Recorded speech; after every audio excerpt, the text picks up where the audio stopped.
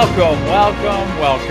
Fantasy Fire and Ice brought to you by Sportstopia. Week 5 is almost in the books, but before we get to the Monday night game, as always, we need to look back. So here at Sportstopia, and by the way, sportstopia.io for all of your fantasy needs. We've been doing this little recap show for a couple weeks now, 5 to be exact, as we're in the NFL Week 5. And now we're going to affectionately call our little segment the Fantasy Soup. There's the graphic. There's the round of applause. Thank you to our wonderful producer, Keith, for queuing that up. So let's get right to it. Those New York Jets are back in business, and the leash is off their playmaker. And if you listen to some of us here, we saw it coming. Jets and Broncos to finish off the main slate. Baby. Jets and Broncos. Are we throwing Zach Wilson out there? No, I ain't touching Zach Wilson. You couldn't buy me a 60-foot pole to try to touch him with. I wouldn't touch him. The only thing I really want here is Breece Hall, baby. Breece Hall. This is the Breece show. This is the Breece show. Breece or David Montgomery. Zach Wilson catching a stray there from Cody. I guess it's harder to perform when Donna Kelsey isn't watching your games. But hopefully you had Breece Hall carrying your team to greatness. 177 on the ground and a touchdown, not bad. And it will probably only get better because the guy throwing, he could be better. All right, up next. No king's reign lasts forever. Are we seeing that with Derrick Henry? Our monotone bets likes his backup. Hey, what about Tajee Spears? That's a good one. I like Spears. Spears. I think it's interesting, right? Yeah. Because he's a small guy, right? So a lot of people look at him and go, oh, he's just a pass catcher, blah, blah, blah. He's not. He's a between-the-tackles runner. If you look what he did in college, this is a guy that ran for 1,000 yards multiple years in a row, right? In between the tackles, he can break tackles. And Derrick Henry, right? He's just one injury away. So for me, I love Spears. I would definitely be looking to pick him up if you can. Now, listen, he only had 70 yards, but he chipped in a touchdown on a day when Henry did not a whole hell of a lot. Heavy is the head that wears the crown, as we all know, and Henry's crown might be slipping. Look for Spears in your season-long fantasy waiver wires. Next up, we're used to a Steelers-Ravens slugfest getting down and dirty in the mud. Our man, Cody Carpentier, took a shot on someone he thought could be a difference maker. Other side, so that does mean I love Lamar.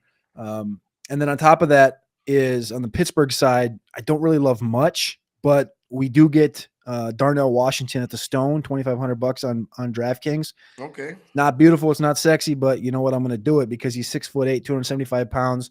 He's been in there run blocking a ton this year, not really doing anything in the receiving game. But when I was at Steelers camp this fall, it was a guy that they had a package for down in the red zone where he was right over the center and you see him go up and his hands are like basically, 3 feet higher than the goalpost when he jumps up to catch the football. Wow.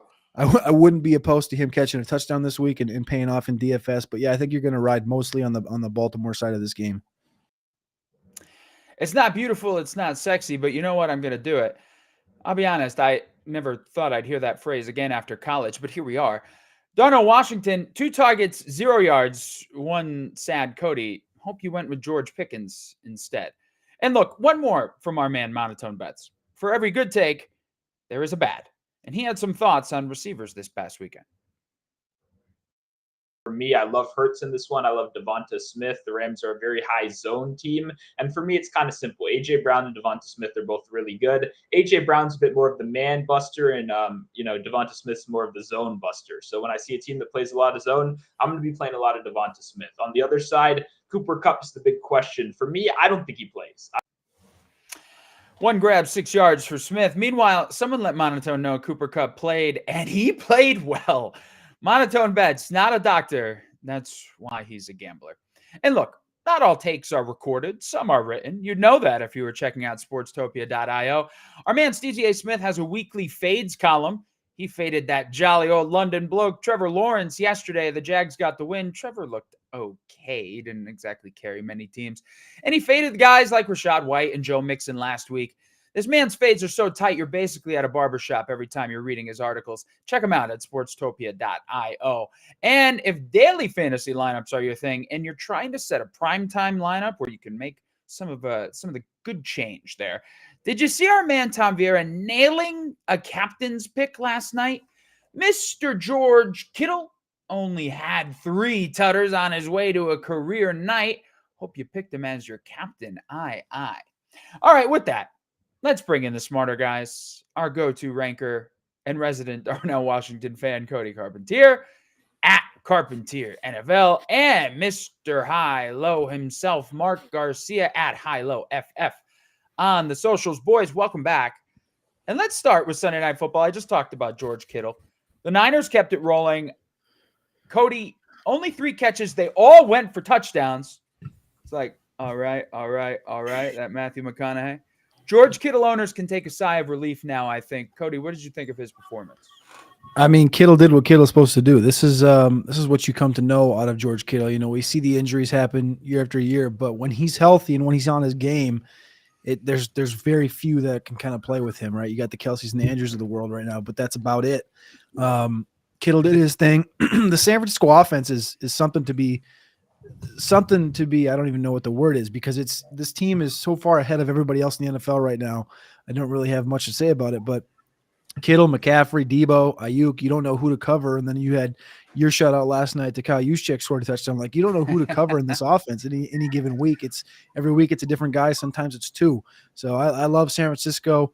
I think Kittle being healthy and being this dynamic, just on 3 catches, 3 touchdowns, like this offense is going to be tough to slow down this year. Mark, how about Brock Purdy? I think we know the story, Mr. Irrelevant. I know everybody calls me that now, but he used to be called that. Very relevant now for Brock Purdy. How high can this guy finish in terms of fantasy QBs this season, or even real life QBs? Yeah, I mean, he's a quarterback 1 at this point. I mean, this offense is built to maximize the talent that they have on the field, and they need a quarterback that can process, make a read, make a second read, get through his progressions, and distribute the ball. And that's exactly what Brock Purdy is. So they don't need this flashy quarterback. They don't need we'll leave names out of it. The quarterback playing against his former team last night.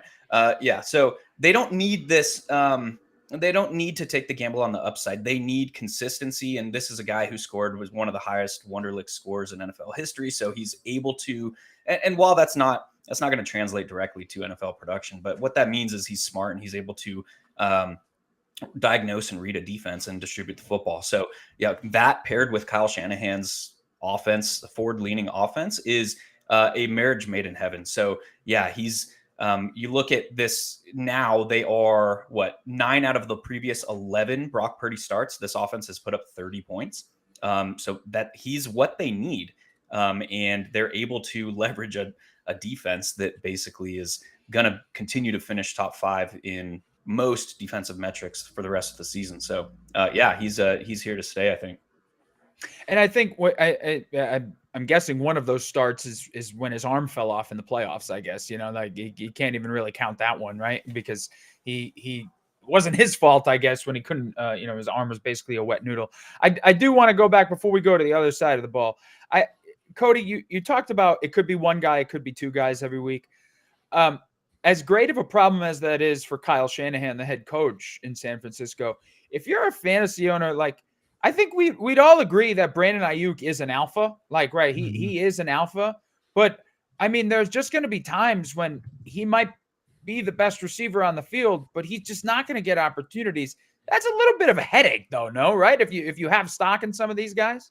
Of course, it's always going to be a headache when you have this amount of talent on one team, and you're talking about McCaffrey, who scores a touchdown every single week, and McCaffrey's getting 20+ touches every single week, and then you have your Kittle game, and Debo. Every game is different for Debo, but Ayuk is like the one dude where he's going to be constantly like in his spot at wide receiver.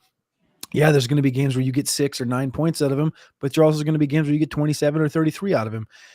But isn't that the same with like everybody, right? DJ Moore struggled to this point, had a big game this week. Jamar Chase has had his games where he struggles. The only one that really doesn't have games like that feels like it's Justin Jefferson. But even what did Justin Jefferson do yesterday? He got hurt late in that game, and he himself ended up with 5 points. So it happens to everybody, but the thing is you want to be attached to this offense, point blank, period. And the value you got on Ayuk this year to be the wide receiver one or be a wide receiver one, I think is worth it by itself. I was hoping at the end of this drubbing that we actually would see Trey Lance. I was hoping that Mike McCarthy had the guts to put in Trey Lance after the Cowboys had traded him. TV. I mean, because let's face it though, like the Cowboys, like Mark, like yikes, man. I mean, Dak Prescott 3 picks. If you're a Cowboys fan, like you're not like saying they suck, but you're not looking at the offense and being like, wow, man, this offense is really humming. Like, holy crap, did they look not great last night? Yeah, and this is a case of the Niners just being able to disrupt Mike McCarthy's offensive game plan. And Mike McCarthy's offensive game plan is not similar to Kyle Shanahan's. I'm not going to compare those two, but there are similar concepts in Mike McCarthy's offense. It's a little bit more spread. They utilize pre-snap motion a lot, and there are things that they do that are similar to those other kind of, we'll say Gary Kubiak tree coaches currently in the league. So you got Kyle Shanahan, Sean McVay, Mike. Shout out Kubiak. Yeah. That said, he is not the best game manager, and this goes back to his time in Green Bay. He's an above average game planner, so he comes in with a game plan, but when he gets punched in the mouth, things fall apart typically rather quickly in his offensive game plan. And we saw that after halftime last night, where his offense, he was not able to counteract these weird and unique blitz packages that were coming at him, and the man coverage, the zone coverage that they were seeing on the other side, which the 49ers defense is very interesting because they're not just running a 2-high shell. They're not just running cover 2, cover 3. They give the opposing quarterback unique looks pre-snap, which really, really makes the quarterback have to process and make reads very quickly. And we saw that on 3 subsequent possessions. The Dak Prescott picks were a product of the athleticism that the 49ers have on defense and their ability to show the quarterback's unique looks pre-snap. And that's a difficult task to overcome for a guy like, Jesus, now I forgot his name. I was just talking about it. No, the head coach, McCarthy. Thank you. Oh my God, Mike McCarthy. Yeah, Mike McCarthy in his more static and rigid offensive design. Well, the reports out of Green Bay after he left was he was spending too much time in the massage chair. He might need to get a massage after the stress that last night caused him. Cody, I want to ask you about a couple other fantasy performers for the Cowboys. I mean, guys that people definitely had high hopes for: Ceedee Lamb, Tony Pollard. This is like 3. The kids say mid games, I guess. I mean, you could say bad, I guess, for Tony Pollard. He looked better as Zeke's backup. What's going on with Pollard here? This is what they call twos, right? So I was listening to, I think it was Michael Lombardi, a couple weeks ago, and he was explaining how sometimes players are elevated into roles that they maybe aren't built for, and they're built to be twos in the NFL. Like Alexander Madison was built to be a 2 because he's very efficient being a 2.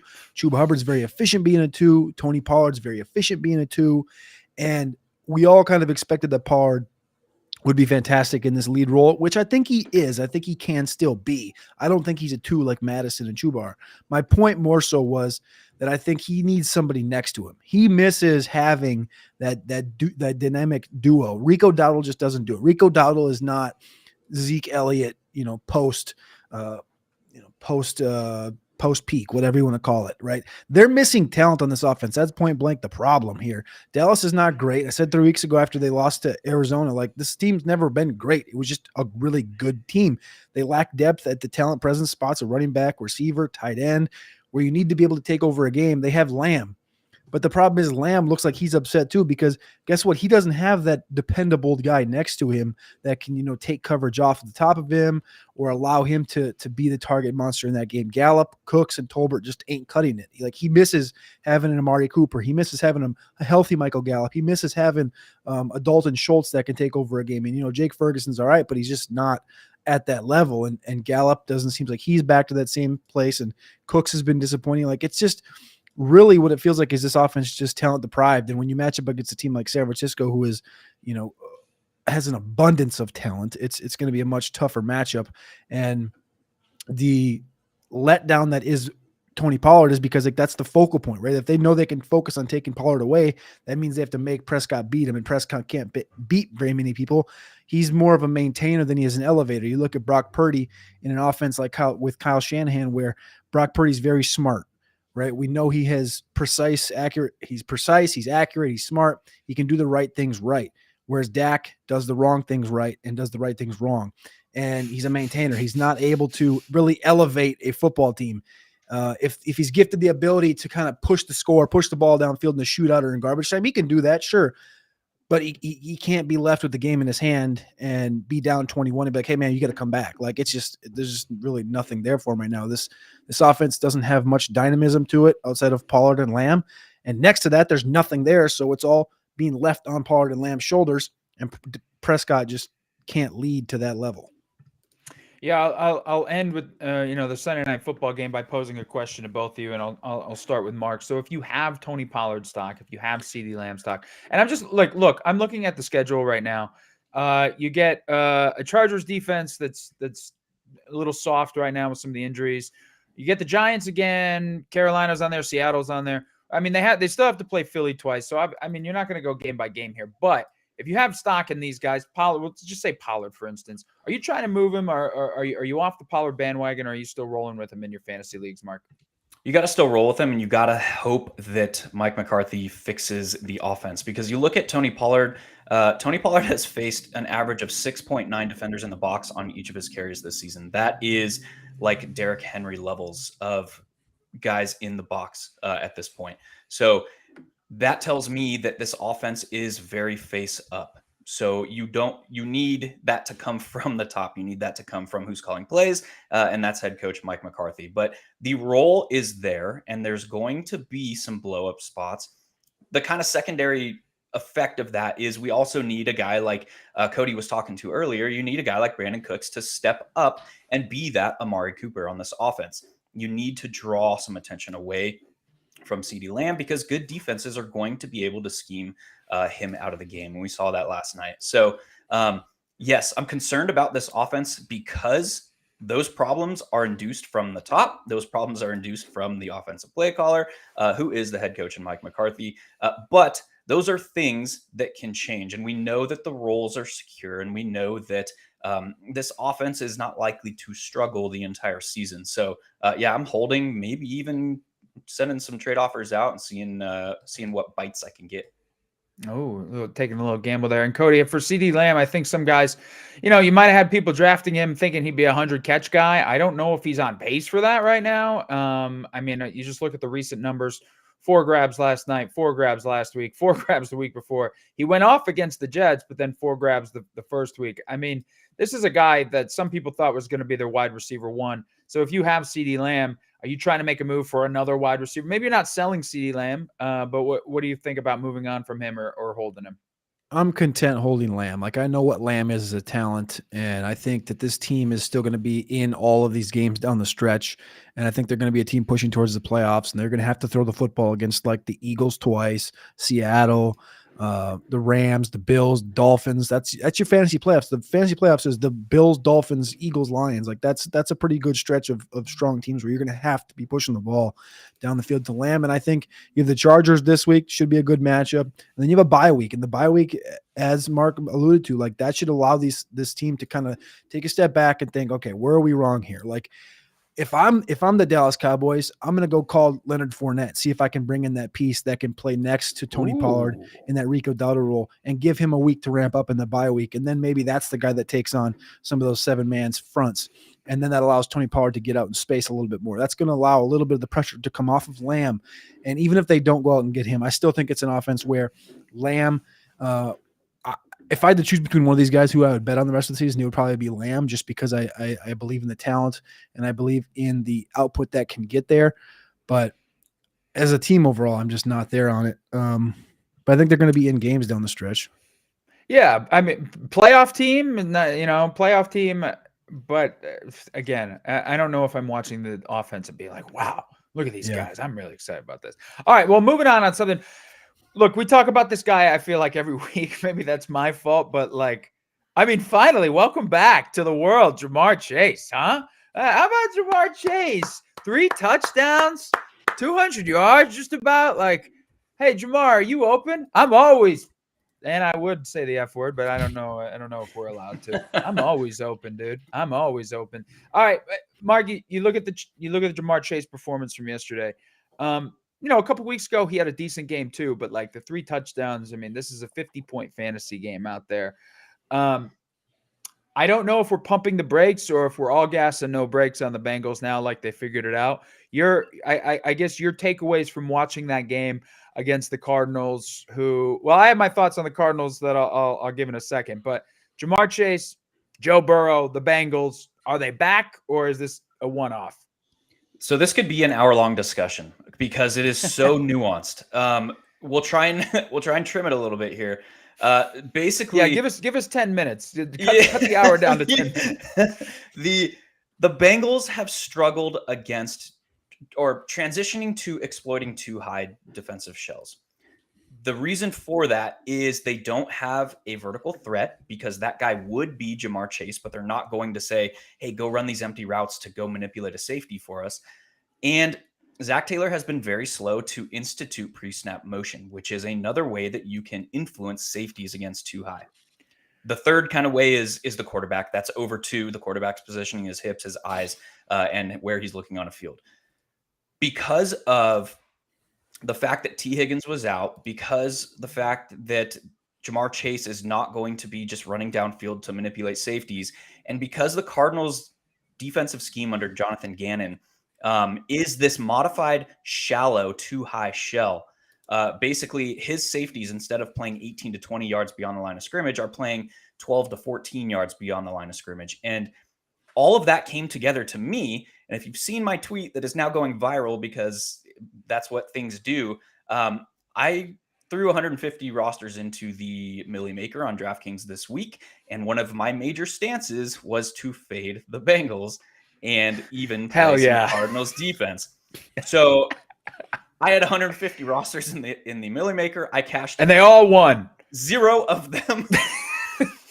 But the process that led me to that stance this week was the fact that Zach Taylor has been struggling so hard to take advantage of too high.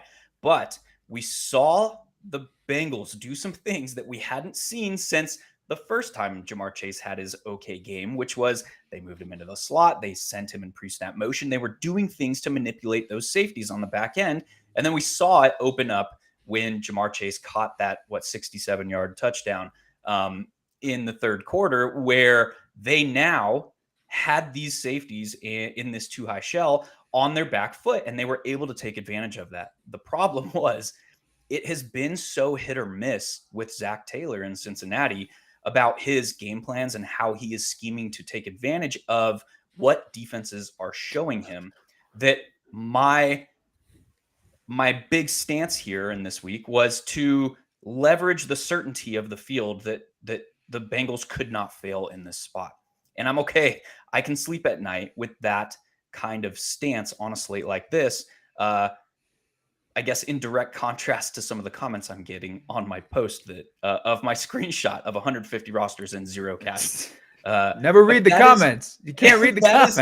That is the process. That is who the Bengals are, and that was how it lined up with the spot. So to roundabout way answer that question, the Bengals are probably going to continue to be this peaks and valley team moving forward. The consistency is probably going to struggle, and that again comes from who is calling their offensive plays and designing their offense in Zach Taylor. Well, listen, you're only as good as your next lineup. 150 Yeah, that's no's. right. We just Let's need go. one yes. We just need one yes. Cody, well, first of all, shout out South Coast 650, Bang Bang Niner Gang in the chat here. We already talked about the Niners. We know they're good. We know they're good. All right, we know they're good. Revel in their greatness. Cody, you mentioned DJ Moore before, Jamar Chase. It's like the week of the 50-point game. By the way, I still haven't seen where DJ Moore went out of bounds on that touchdown, or that would have been touchdown. Could have been 4 touchdowns that game. Haven't seen it, but Ridiculous. I go back to week 2 where with the Giants, where it was like, they through 6 quarters they were scoreless. They have this great comeback against the Cardinals, and the Cardinals, they're fighting. They're not that bad, but since then the Giants have been, I mean, if not the worst team in the league, toward the bottom. So I'm just wondering, am I buying into the Bengals, like personally, like, oh, look at Jamar Chase, look at Joe Burrow, looks like they're on the same page again? Or is this just am I going to get the rug pulled out from under me again, like I did with the Giants? I don't think you're going to get the rug pulled out from underneath you like the Giants, because the Bengals don't have Daniel Jones at quarterback. I think that's a big part of it. That's a good point. That's a good point. The one thing we did see from Joe Burrow, and I loved everything that Mark had to say about this offense, and I agreed with the peaks and valleys angle as to what to expect throughout the next 10 weeks. But it sure seemed like Jamar Chase knew what the hell he was talking about just a month ago, when he's like, hey, Joe Burrow, take a break, rest that calf up, be back after week 5. We'll see you then. And all of a sudden week 5 comes, and you can pull up Joe Burrow's next gen plot of all of his targets and everywhere he's putting the ball, and it merely looks just like last year, week 7. Like it looks like Joe Burrow's back, right? And I think you can start to believe in Cincinnati, but the problem is the schedule is going to be brutal, and there's going to be opportunities for them to throw the football a lot, which is going to in turn give Jamar Chase some good games. And T. Higgins comes back. T. Higgins will have a couple good games, and Burrow, I think, is, based on what I looked like yesterday, it looks like Joe Burrow's back. It looks like Joe Burrow's trusting it. You watched him scramble for like an 11 or 12 yard carry, and the calf didn't look like it was bothering him. You saw him launch a football 65 yards down the field. Like it looked like everything was back to where it was with Joe Burrow. But as far as the team goes, I mean, Seattle, San Fran, Buffalo the next 3 weeks. And then, this Houston team, these seem to have a good quarterback as well. Like it's going to be a tough ride for Cincinnati and Cincinnati fans. I don't think we can pull or flop right here and say, yeah, man, this is a playoff team. Like I'm not ready to do that, but I am ready to say Joe Burrow looks like he's healthy, looks like he's back. And I think you can start to trust him on a weekly basis, and you can start to trust Jamar Chase and T. Higgins and guys like that on a weekly basis. And that I bring up, you're talking about Joe Burrow there. I know a lot of people out there were, they were faced with the reality that they might have to bench this guy. Like what has he done for me lately? Nothing. So especially if you were in a 2 QB league, you might have benched him this past weekend, just saying like, I can't trust him right now. But you mentioned the schedule, Seattle, but then the bye, they get the bye. So even if the calf has any, lingering effects on Burrow, you get the bye week to rest up. And you talk about that brutal schedule there, Buffalo, Houston, 2 division games. But then at the end, you mentioned playoff, and this is the way I kind of start thinking about fantasy right now. You think about your playoff, the playoff schedule in your fantasy playoffs. Indy, Minnesota, Pittsburgh again, divisional game, but like anybody can throw on Pittsburgh, it seems like at this point, unless you're the Ravens where you have nobody to throw to besides your rookie. So I don't know. It's matching up where I'm trusting Burrow. Obviously, you're never going to bench Chase. We'll see what happens with Higgins, when he comes back. But I'm buying. I'm not selling. What a difference a week makes. Yeah. I promise I won't talk about Cincinnati every week now. Maybe they'll just start winning a few games so we don't have to. You. Oh, come on. Can you tell I have Burrow in at least 2 leagues? At least 2. The last question, but I will, just one more player in that offense, Mark. I do want to ask you about this. What do you make of Joe Mixon? I mean, we talk about schedule. He's another RB1 guy. The offense hasn't been clicking. What's your prospects on Joe Mixon going forward? I mean, Joe Mixon is the same guy that we've seen over the previous 2 seasons, right? His workload is locked in. He's going to have top 12 numbers in workload, but his efficiency metrics have been poor. Look at yesterday. He had, I think it was 3 or 4 times he was stuffed from the 1 yard line. which would have added a touchdown to his ledger. And that's just kind of what we've come to expect about Joe Mixon. We know that workload or bankable touches is the most predictive metric for running back production. And Joe Mixon is doing everything he can to kind of to make the argument against that, which is tough. But he's a guy that should be fine. He's going to be a weekly RB2. And once he starts finding the end zone, he's going to start producing RB1 numbers. But a lot of that just comes back to his bankable workload. Yeah, workload's always important. I before we move on to the next point, speaking of being stuffed at the line, I saw a tweet. I forgot who the tweet was from, but they were talking about Najee Harris and DeAndre Swift. And the tweet was, you think Najee Harris sucks because he gets stuffed at the line almost more than anybody. And you think DeAndre Swift is good because he barely gets stuffed at the line. And my first reaction to it was, yes, that's exactly why I think both of those fellows are doing what they're doing. Najee can't stop getting stuffed, and DeAndre Swift is getting through the line. That's not always their fault. And for Joe Mixon, maybe not always his fault. But when you own stock in these guys and they're just getting tackled at the line or in the backfield, you just in your head as a casual, you're just like, press circle, do the spin move, anything, get out from behind the line, please, for the love of God. All right. Well, look, speaking of back, Cooper Kupp is back. Cooper Kupp is back. Another guy, him and Puka Nacua, I feel like I talk about every week. But these are big fantasy guys. Cooper Kupp is back. Puka Nacua had a big boy touchdown. Cody, you're looking at the Rams yesterday. Now, look, they didn't win. Stafford got ragdolled a couple times. But what do you make of the offense? It wasn't like, oh, Cooper Kupp dominated and Puka didn't do anything. His touchdown was like the go route or the over the shoulder. It was a big boy touchdown. It wasn't a cross over the middle. Mm-hmm. Did you have confidence there, Cody, that this offense is going to support both guys going forward? I thought I had confidence. I put Puka at wide receiver 8 this week, and I had Kupp up at 19, and I was like, wow, this feels decent. This feels all right. I feel good about it. And then that first drive comes around, and I think it was like 5 receptions on 6 targets for Kupp, and I was like, oh, baby, this was about to be a day. And it kind of slowed down a little bit after that, and they both ended up with 11 and 12 targets. But I did notice that 9 of Kupp's 12 targets were of him running left, and 6 of 11 Nacua targets were of him moving in the right direction. And I was like, wow, this kind of looks weird. So I go back and I was looking at some Robert Woods routes in comparison to Cooper Kupp in those games back in 2019, 2018. And there was a few games, multiple games, where it was kind of the same build where these guys are often crossing each other and creating the one that's open. And I think that's another sneaky way where McVay, maybe not sneaky, but a way that McVay is allowing one of these guys to get open and Stafford to find the one that's there. And as Kupp, when you go back and look at those 2018, 2019 reps from Kupp, obviously Kupp is a lot closer to the line of scrimmage. They're more advanced, more deeper routes now. But I do think it's interesting how they're utilizing both guys. And if they can continue this, if you watch that game on Sunday, like I said, that first drive was like, oh, this is about to be a shootout. This is about to be a really good game. If Stafford can stay healthy, somehow, if this team, if those two guys can stay healthy and Stafford can stay healthy, I think this is going to be an interesting team down the stretch that could potentially push for a playoff spot, just based on how efficient this offense is looking to be with Kupp and Puka Nacua in the lineup together. So I think you can continue to trust both these guys at top 16 plays week in and week out. Yeah, Mark, over 100 yards for Cooper Kupp.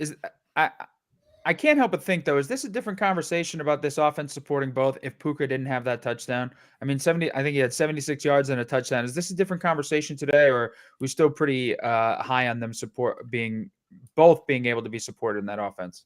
Extremely high. And we talked about this, I think, over the last 2 weeks as well, with Cooper Kupp's return looming and how that was going to influence how these players were being utilized. Look at their snap rates. Puka, 100%. Cooper Kupp, 95%. Tutu Atwell, 89%. And as we speculated, the other touchdown, Tutu Atwell with the other touchdown, I believe. Exactly. So his box score is not going to jump off the page, but those are the 3 primary pieces in an offense that is going to run 11 personnel at elevated rates. And just as we talked about, the odd man out, as we speculated, was Van Jefferson. He played only 2 offensive snaps. So this is an offense that now looks very similar to what San Francisco is running. And Tutu is that Deebo Samuel type player, but they have two Brandon Ayuks. They have Puka Nacua and they have Cooper Kupp. And so there are going to be some very fun and interesting things that are done with this offense for the rest of the season. I do want to say one thing though before we move on, but I just want to ask if you realized what you just said. You just said Cooper Kupp played 95% of the team's snaps, whereas literally the 2 days looming, it was like, oh, he's not going to get a full workload. He's not going to run all the reps. He's not going to do 95% for Cooper Kupp in this return game. I guess the injury was just fine. At the top of the show, Monotone Betts said, I don't think he's going to play.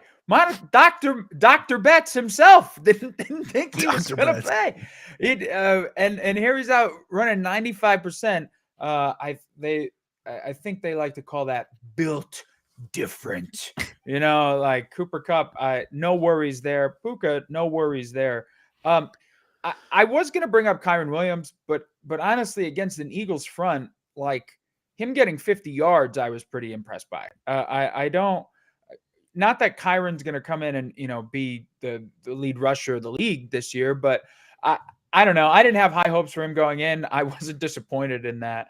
We'll move on to another team of talking about who's back, and I mean, Jonathon Taylor, like this is where Monotone should have been like, I don't know if he plays that much, right? Like Jonathon Taylor is back and he got paid and he's excited to be out there, but like he didn't do much. He had to be eased in. And I want to go with the guy who did everything, Mark, Zach Moss. Like Zach Moss is good. Like he's good. Or he's not good. He's not good. So I was looking at another page and I wasn't sure if you were going to continue. But that was a statement. That was an emphatic statement. Well, it was very emphatic. He's good? Question mark? Yeah. Maybe. We'll say maybe. He did some things in that game that were very good. We'll put it that way. When he bounced that run outside and had his long gain down the sideline, I think it was like a 34, 35-yard carry. That was good. He also did some things that were not so good. We can say what we will about the matchup. We'll save that discussion for a different day.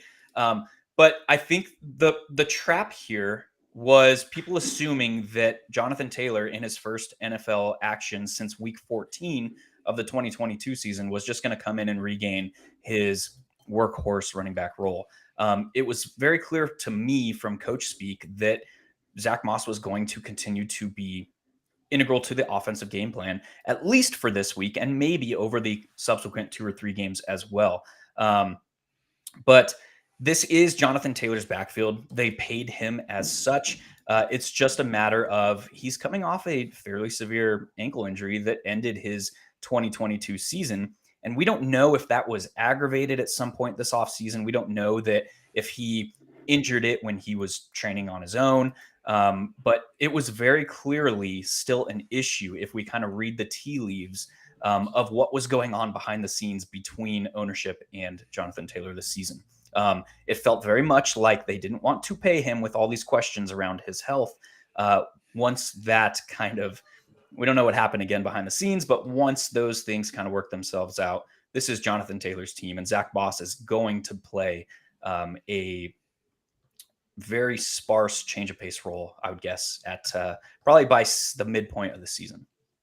I don't know exactly what happened behind the scenes, but I do know that the check cleared. So that's good for Jonathon Taylor. Cody, I go back to my, not that this is a Zach Moss appreciation show, but I mean, 23 attempts against Tennessee, 18 against the Rams. I obviously out of necessity, I guess. 30 against Baltimore with a $122 there, $165, and 2 touchdowns against Tennessee. My personal feeling is that I'm still holding Zach Moss if I have him, and I want to know if I'm off base here, because I'm trying to learn from you guys, the smart guys. If you believe that preseason is used to get up to speed, then we're still talking at least 2 more games, maybe 3 of Jonathon Taylor still trying to get up to speed. So do you see like standalone value here? And then at worst, he's like the best handcuff you could have. Do I have the read on that? Bingo. That's that's exactly what it is, because it's too obvious, right? That they rolled. I mean, and I will say I missed this completely. Mark hit the nail on the head. I thought I was right. I thought I was like, oh, I called the Alvin Kamara one. I called Kupp perfectly. Taylor flop, did not work. I had him as a top 12 play, and that was you could roll me over the grill and butcher me because that was bad. And Zach Moss, though, like he said, is he good? Question mark. I don't know what he is, but this offensive line's good. I'll tell you that right now. And yesterday, like, this is what's going to happen. They're going to have Moss and Taylor both in this backfield. That they told us that yesterday. Taylor might have got the contract, but Moss looked like he earned it. And even with Taylor growing back into his role, right? We're expecting, it was 80% this week for Moss, 16% for Taylor. I would assume next week it's probably not going to be 60% for Taylor. It's probably going to be closer to 30, maybe 25. And then it'll grow a little bit more and grow a little bit more. And as this team, and Minshew is also a different dynamic piece that brings to this offense, because I'm going to assume they're going to run the ball a little bit more with the running backs. And if I can pull up the Colts schedule right now, like the Colts it's a good football team. It's not a bad football team like a lot of people kind of expected them to be. Yeah. Jacksonville, Cleveland, New Orleans, Carolina, New England, the next 5 weeks going into a bye.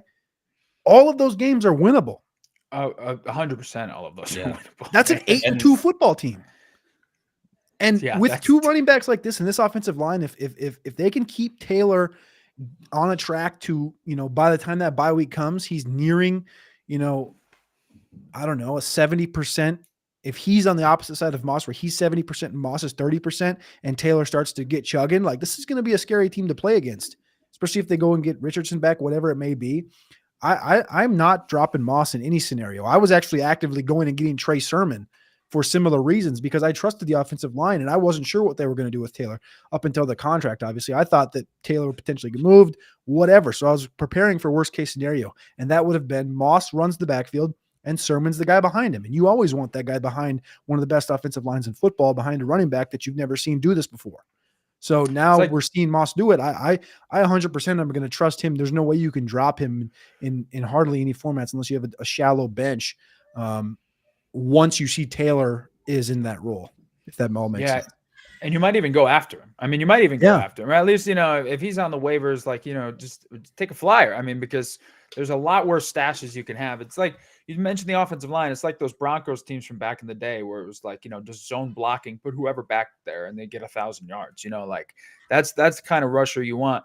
And then you mentioned that schedule, they could win all those games. Then they get the bye. Then you got to think Taylor's fully healthy. And if you have Jonathon Taylor after that bye in week 12, I mean, you're feeling pretty good probably about your running backs at that point. We talked about Moss being the handcuff in case Taylor does get injured. But there were real injuries yesterday. I mean, there were some guys that went down and you're like, oh, you mentioned Anthony Richardson. So I guess we'll start there. Cody, he plays in a way that, like, I mean, fantasy viable for sure, and he had 2 touchdowns a couple weeks ago or last week. Like, you want to see him on the field, but the way he plays, it's like the guy can't stay on the field, like, and now who knows how long the shoulder is going to keep him out for. You've already mentioned Minshew. Are you going after Minshew in any league, maybe a super flex league, or do you think he has, QB1 value? I think, well, not in maybe not QB1, but like a 1 quarterback league value. I'm sorry. No, I don't think in a 1 quarterback league I'm going to be going after Minshew, because I still think there's worlds where, like, we talked about Purdy earlier, who we think is a top 12. I think he's a top 10 play rest of season. And he's actually in an offense with a scenario where the offense is good with talent all the way around him. Whereas this Colts offense is definitely run based, run centric, and Downs is obviously taking a step up and Pittman's the alpha out there, but it's just the concepts and the idea is a lot different in Indianapolis than it is in San Francisco. And you definitely wouldn't have thought of Purdy as that guy coming into the season. So I'm not there on Minshew just because I don't think that the upside's there, especially in the running game for Minshew, but I do think the team as overall is going to be good. I do think you should go get him in super flex leagues, though. 100%. He's a guy you're going to have on the waivers this week, if you didn't already, because of course Richardson hasn't been. My little brother had a pretty good tweet in the middle of the day yesterday. It was something along the lines of like, I'm starting to think Anthony Richardson didn't drink whole milk as a kid, because every single week he's just injured. It's like the Deontay Johnson thing. Every middle of the game banged up, and this is what we were always afraid of, right? It's the rushing the football like Cam Newton, Lamar Jackson type of a situation where it happens. And it's scary and it sucks to see it now, like the third injury this year already. So yeah, he's had concussion. He's had a couple of concussion scares, I think. Now the shoulder, ankle and the shoulder, the ankle and shoulder concussion. And I think I saw just before we came on, like it could be multiple weeks here. Mark, I guess same question to you. We talked about the rushing ability of the Colts. They have some guys that can throw the ball to. Are you looking at him in any leagues? Are you recommending him as a play? Probably not. It is likely that they're going to. I mean, if I were in the Colts' shoes, I would take my time. Shane Steichen is a top end coach in the league. I would take my time with my franchise quarterback. And they have fully let us know that he is their franchise quarterback and their quarterback of the future. So I would expect them to give him all the time he needs for his AC joint. That's probably in the 3 to 5 week window. So we might see an IR stint, which would mandate that he's out for 4 weeks. Should. Yeah, I think they should do that, to be honest. But yeah, it's a little bit concerning, obviously, when you have a guy who has not finished 3 of his 4 NFL football games, and then he missed the game after his concussion. So, yeah, it's at least a little bit concerning. The other side of that coin is the upside is very tantalizing and is very evidently there.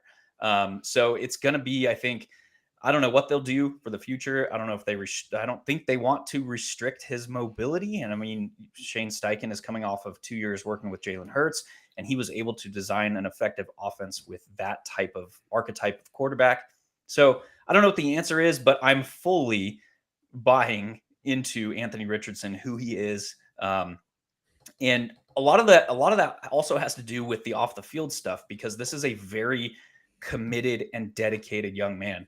This is a guy who is in the building, first one in the building, last one out. This is a guy who is humble the way he is kind of treating his opportunity here. And that's kind of that drive that tells me that this guy's going to have some staying power here in the league.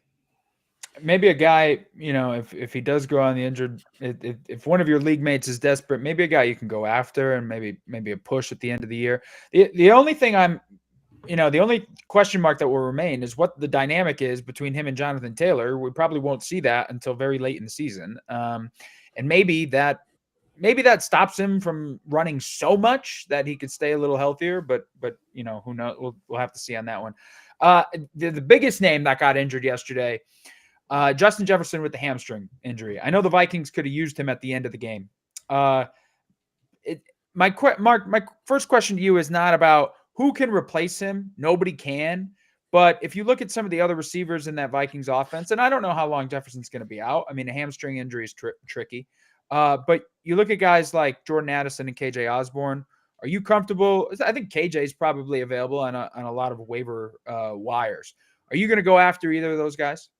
Jordan Addison, without a doubt. He is in my eyes, he was the most pro-ready wide receiver to come out of this draft class. And that's above JSN. We'll reserve that discussion for another day. I'll probably catch some flack for that one as well. But this guy is ready to contribute at the NFL level. And I think we talked about this a couple weeks ago when we talked about his 62-yard touchdown. I think it was after week 3, maybe week 2. I can't remember exactly. But his ability to diagnose and read NFL defenses is kind of unmatched amongst the other rookie wide receivers. So he is not just like a go out there and run fast guy. This guy is actively finding the holes in zone coverages. He's able to beat man. And if Justin Jefferson misses any meaningful time, which could happen here, Jordan Addison should be the player that this offense is kind of focused on and built around now. And Cody, you look at the other guys. I mean, Kirk Cousins, TJ Hawkinson. Are they going to take hits here because Jefferson might miss time? Or are you still, because of how their defense is operating this season, they're still going to have to throw, it seems, to be in these games? Yeah, I mean, we're going to see how long Jefferson's out. But as far as expectation goes, like this team's going to be throwing the football. They get the Bears this coming week, and then the big Niners matchup. So that's kind of your next two to look at. And the Bears one and the Niners ones would be ones where I would expect them to want to run the football against the Bears.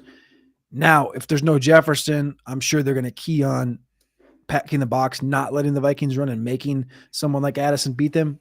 I think Addison can. I think Addison, as Mark alluded to, is the most pro-ready wide receiver in this class. I thought that was apparent. And I think that he's the guy, if you wanted somebody to step up into that Jefferson role, it's him. Right? He's got a touchdown in 3 out of his 4 games in the NFL this year. And yes, I said 3 out of 4 because I did not count the Carolina game where I don't know what happened, but there was a goose egg there. And he's averaged 60 yards per game in the 4 games. So I think Addison's a guy that, you're seeing him just like in the games, being important in the games. And KJ Osborne's a great piece to just look at as your number 2. He's a consummate pro. He's one of the better number 3s in the NFL in total, and he's good enough to play in the number 2 role in any given game. Past that, Brendan Powell, you saw him get some work this last week. He was impressive when I watched him at training camp this fall, where it was like, I couldn't really tell who the hell he was because he had this like an 85 number on it. I was like, what is that guy? And he's taking these jets motions and stuff that's quick twitchy across the field. So he's an interesting guy. I think they're going to use in those roles, but not going to be a guy I'm going to play. And then N'Keal Harry was in for a single snap this last weekend. So not touching that one with a 65-foot pole, nor would I ever want to. But yeah, I think Addison's a guy that you can definitely leap directly into the top 16 conversation next week. If Jefferson's out, maybe top 12 conversation. Yeah, I have I have some Cousins stock. I have some Hawkinson stock. I'm not worried about that. Like, that if anything, Hawkinson's value might go up, and Kirk is still going to have to throw and throw and throw. N'Keal Harry, the man that never was, huh? Like, it's a former Patriot. He's good at blocking, though. He's good at blocking. Hey, you need those guys. You need those guys. All right, we didn't have much time to talk about Monday night last week, so I wanted to save some time to do that tonight. And it's a big matchup, at least for Mark and I. We both unabashed Cheesehead fans. I will say, we're Packer fans. 2 of the 3 of us are Packer fans. So we'll start here. Sit back and relax, right? Oh, yeah, Cody. Yeah, don't worry about this. Great show, man. Great show. Listen, Packers at the Raiders. I'm curious to see a few things. I guess we'll start here. The obvious narrative. Devontae Adams' revenge game. Mark, I'll go to you first. Are you worried about him just like killing his old team tonight? Yes. Yes. This is a very interesting spot because we have 2 highly concentrated and efficient the Raiders, that efficiency piece can be massaged a little bit, but we have 2 highly concentrated offenses, if nothing else. And we have 2 kind of middling defenses, and both of these defenses are going to run zone coverages at a high rate. So I'm looking at guys like Christian Watson. I'm looking at guys like Devontae Adams, Jacoby Myers. And I think from the perspective of a showdown, it becomes very easy to build or to feel comfortable when building on a slate like this. But what that's likely going to lead to from a theoretical perspective is people are going to want to jam in the certainty, and they're going to forget about the kickers. They're going to forget about the ancillary pieces. And it's likely that one of those pieces is going to be meaningful on this slate. And also, defensive scoring is extremely fluky. So people are going to just kind of negate either of these defenses. And it's not going to take a ton for either of one of them to be in the optimal discussion based on their pricing. So from a showdown perspective, this slate is very, very interesting because it becomes so comfy and so easy to build around because you just have concentration on each side of the game. And I think it's very interesting to build rosters with no quarterbacks on them. And it's very interesting to build rosters utilizing some of the defenses and the kickers here. Well, sometimes you got to go contrarian. That's why we have the Contrarian Edge Optimizer at sportstopia.io. Before we get to more of the Monday night matchup, I do want to answer the questions as we get them. We do have a question in the chat. Would you trade away Waddle and Pierce to acquire Judy and Achane? Would you trade away Jalen Waddle and Pierce from? I'm guessing it's not Alec Pierce. I would guess it would be Pierce from Damian, the Texans. probably. Damian, yeah. To acquire Jerry Jeudy and Devon Achane. Cody, your field this one. Deal. Yeah. I know it's PPR tough, league. PPR it's tough. league. I know it's tough to get rid of Waddle because he's a good talent and Pierce is fine, but I mean, Judy has gotten his targets. He's gotten 5-7, 5-7 in the last 4 games. So it's not like Judy's essentially a 0, but he's not actually a 0. So I'll take him. But the difference is getting A-Chain. It's just, I don't know what's going to happen with this guy. I don't think they're going to start giving him 25 touches, but I don't think they need to. This is just ridiculous. 2,500 yards a game. He's still running, man. He's still running. I don't think he slowed that run he had there. That 76-yard touchdown was just the epitome of speed, being able to run straight at a guy and go, yeah, watch this. I'm just going to slowly bend and go. And there was no angle you could have taken on that run. So this is just a different cat right now. He's looking like the next CJ2K, the next Jamal Charles. He's looking like it. And the opportunities they're giving him and the way they're scheming him is just ridiculous. So that's the guy you got to hit you. And that's the best player in that trade right there. And you have to go after him. I'm doing it too. Mark, you doing this trade? Oh yeah. And HN, the reason why I'm not so bummed about completely whiffing 150 rosters in the $20 single entry or the $20 MME contest this week is because I had a nice juicy HN rushing ladder on props this week that netted me $2,500 to basically give me a free roll. We love it. Yeah. So HN, go buy him. I don't care what. I mean, I'm not going to sit here and say I don't care what it costs, but he's going to be a target borderline for sure. Yeah, it's close, right? I mean, at this point, yeah, I know it's recency bias, but like, I don't care. I'm going after him. I do the trade. Thank you, Jackson Schofield, for the question. Cody, real quick, we only got about a minute and a half here. If you're building a DFS lineup tonight, as Mark was just saying, it's interesting. I'll pose this: would you consider going Jacobs as your captain just because No, you would not. Okay, No, I mean, we're talking contrarian here. Yes. No, I don't think there's any upside with it. I don't think there's a lot of upside in that.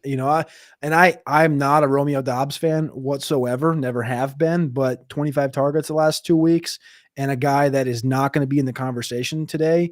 When you're talking about the Adams matchup, you're talking about Jacoby Myers being there. Christian Watson's kind of going to be in his second full game back.